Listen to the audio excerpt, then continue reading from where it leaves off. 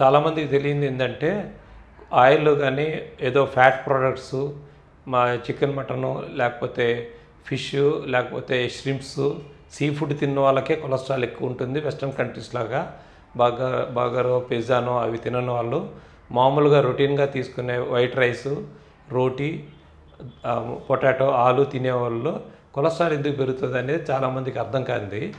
మేము ఇన్ని జాగ్రత్తలు తీసుకుంటున్నా కూడా కొలెస్ట్రాల్ ఎందుకు పెరుగుతుంది అనుకుంటారు. మన బాడీలో కార్బోహైడ్రేట్ అంటారు. కార్బోహైడ్రేట్ కానీ ప్రోటీన్ కానీ ఫ్యాట్ కానీ మూడే ఉంటాయి. ఇండియాలో ఏమంటే ఆయిల్ ఎక్కువ వాడుకుంటూ కార్బోహైడ్రేట్ వాడతాం, ప్రోటీన్ తక్కువ వాడడం వల్ల ఈ కార్బోహైడ్రేట్ కూడా మనకు రైస్ ప్రోడక్ట్ కానీ వీట్ ప్రోడక్ట్ కానీ బేసన్ 3 ప్రోడక్ట్సే ఉంటాయి. వీటిలోంచి కొన్ని వందల వేల రకాల ఫుడ్ తయారవుతుంది మనకి. ఇవన్నీ కూడా ప్రాసెస్డ్ అంటే మిల్లు ఆడిచ్చి ప్రాసెస్ అవ్వడం వల్ల మైదాలా తయారవడం వల్ల తినంగానే మన బాడీలో తొందరగా గ్లూకోజ్ శరీరంలోకి వెళ్ళడం వల్ల ఇన్సులిన్ ఎక్కువ తయారవుతుంది. ఈ ఇన్సులిన్ ఎప్పుడైతే ఎక్కువ తయారవుతుందో కార్బోహైడ్రేట్ రిసెప్టార్ ప్రోటీన్ అనేది కొన్ని జెనెటిక్ మాడిఫికేషన్స్ అవుతాయి ఫ్యాట్ టిష్యూలోను లివర్లో. ఇది విత్ స్టెరాల్ రిసెప్టార్ ప్రోటీను మిగిలిన వాటి వల్ల జెనెటిక్ మాడిఫికేషన్ వల్ల ఎల్డిఎల్ రిసెప్టార్స్ అనేటివి ఫ్యాట్ టిష్యూలో ఎక్కువ పెరగడం వల్ల వీటిని కంట్రోల్ చేసే ఇన్సులిన్ హెచ్ఎంజీ కోఎంజైమ్ రిసెప్టార్ దగ్గర రెడక్టేజ్ అనే ఎంజైమ్ని కంట్రోల్ చేసే insulin post receptor signalling insulin resistance పెరగడం వల్ల మనకి కొలెస్ట్రాల్ పెరుగుతుంది.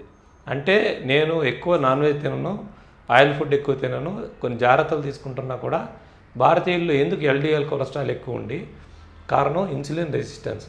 ఇన్సులిన్ రెసిస్టెన్స్ కారణము మనం 7 PM 7 గంటల తర్వాత అర్బనైజేషన్ అవ్వడం సిటీ అవ్వడం వల్ల ఎక్కువ night time electricity supply TV ఉండడం మొబైలు ఎంటర్టైన్మెంట్ పెరగడం వల్ల లేటు తింటున్నాం. 10 తర్వాత తింటున్న ఫుడ్ ఎక్కువ కొలెస్ట్రాల్గా మారే అవకాశము. రెండవది మనం ఎక్కువ తీసుకునేవన్నీ కార్బోహైడ్రేట్ డైట్ వల్ల. మూడోది 10,000 స్టెప్పులు ప్రతి ఒక్కరు 16 సంవత్సరాల నుంచి అమ్మాయిలు కానీ అబ్బాయిలు కానీ జీవితాంతం మినిమం 10,000 స్టెప్స్ నడవాలి. అది నడవటం లేదు.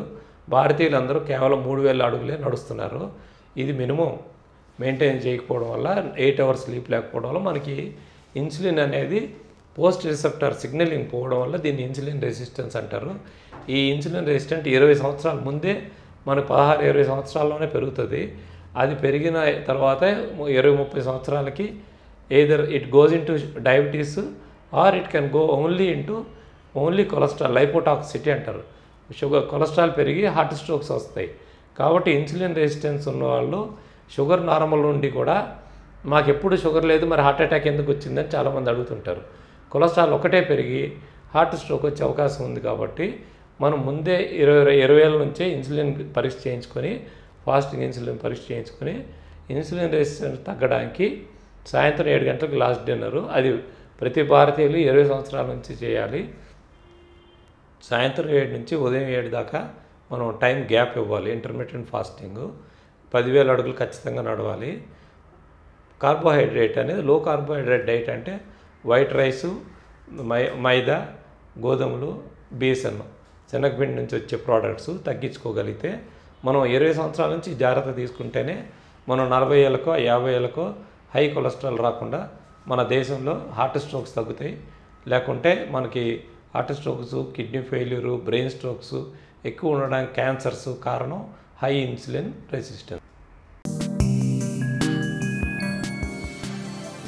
రోజు 3 అద్భుతమైన ఆరోగ్య వీడియోల కోసం 3TV హెల్త్ ఛానల్ ని లైక్ చేయండి, కామెంట్ చేయండి, సబ్స్క్రైబ్ చేయండి, అలాగే షేర్ చేయండి.